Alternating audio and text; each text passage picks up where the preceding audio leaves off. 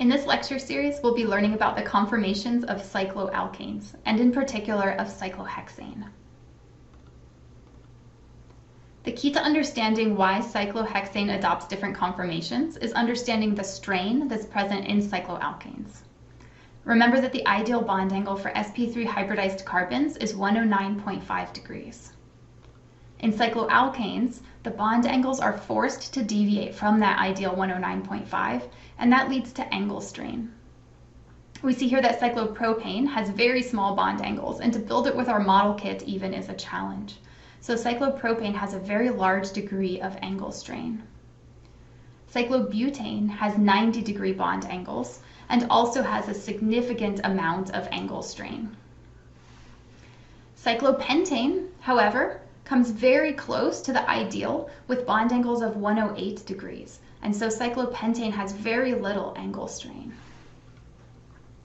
Cyclohexane, if it's flat, would have substantial angle strain due to the 120-degree bond angles.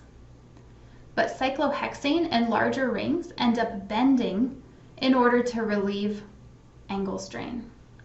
So cyclohexane is not flat, as we'll see in a moment, and instead is puckered into what we call a chair conformation.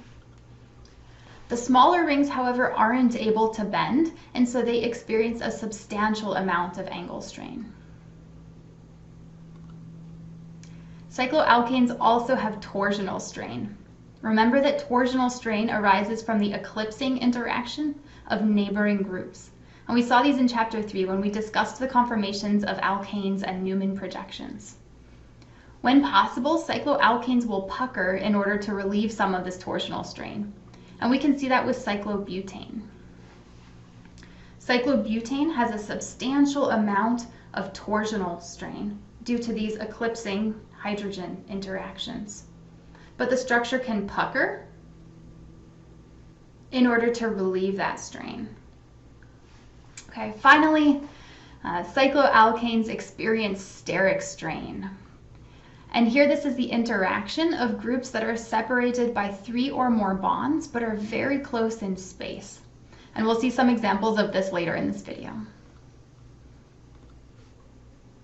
Due to the angle strain of the large bond angles of cyclohexane, cyclohexane is not flat. Instead, to relieve that strain, it bends and adopts what we call a chair conformation. In a chair conformation, there's no angle strain or torsional strain because each carbon is tetrahedral and has the ideal 109.5 degree bond angles. A chair conformation looks something like this. The flat part here is the seat of the chair, and then we have the back of the chair pointing up, and then the legs of the chair pointing down. And we draw it so it's mostly oriented in this horizontal orientation. And in this depiction, this carbon pointing up is on the top of the structure, and this carbon pointing down is on the bottom of the structure.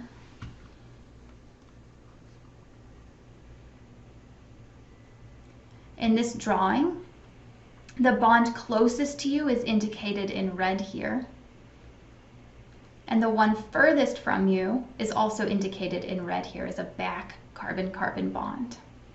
And in this conformation, the chair conformation of cyclohexane, we have 2 different kinds of hydrogens, or 2 different positions on each carbon.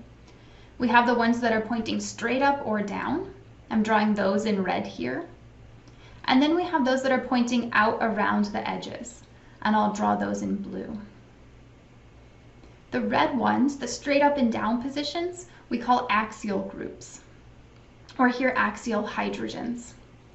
The ones pointing out around the edge in blue, we call equatorial. Think of them as oriented around the equator of the molecule. And let's make a distinction here. I'm not grouping these according to up or down positions. The red ones, the axial, have both up and down orientations. And the blue, the equatorial, have both up and down orientations. So again, axial hydrogens are perpendicular to the ring, and equatorial are roughly in the plane of the ring. And I'll encourage you to pause the video here and build a model of cyclohexane in which you put all of the axial hydrogens in one color bond or atom, and all of the equatorial hydrogens in a different color bond or atom. And this will help you see the difference between these two positions. And we'll also use this model in the next video. I've built mine. And you can see again that the axial hydrogens with the pink bonds in my model have both up positions and down positions. They're on both sides of the ring and they alternate around the ring, up, and down over here. The equatorial hydrogens with green bonds in my model have both up and down positions. They're on both sides of the ring, and again they alternate around the ring, down, up, down. Another thing we should note is that the up carbons have up axial hydrogens and the down carbons have down axial hydrogens. Drawing cyclohexane in the chair conformation takes some practice. So now we'll walk through a how-to for drawing chair cyclohexanes. Start by drawing the two middle carbon-carbon bonds shown in black here. You want the lines to be parallel, and the back one will start just to the left of the front one. Then add the bottom left carbon by drawing what is nearly a triangle, two lines angled down and to the left. And then add the right up carbon, again by drawing in what's nearly a triangle with two lines angled up and to the right. Then we can draw in our hydrogens. Remember that up carbons have up axial hydrogens, down carbons have down axial hydrogens. Then fill in your equatorial hydrogens.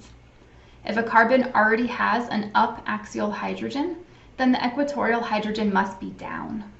If a carbon already has a down axial hydrogen, then the equatorial hydrogen must be up.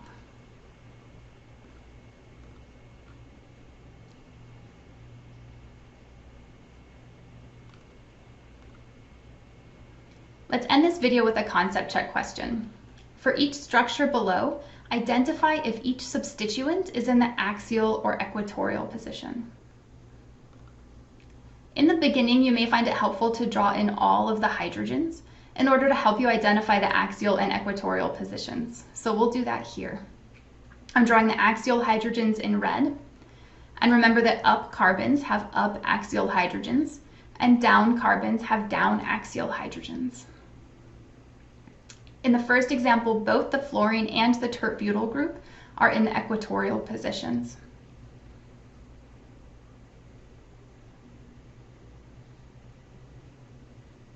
In the second example, I'll draw in the hydrogens again, following the same color coding. And then I see that the CH3 and OH groups are both in the axial position. The methyl is pointing up and on an up carbon, it's an axial position, and the OH group is pointing down on a down carbon, that's also an axial position.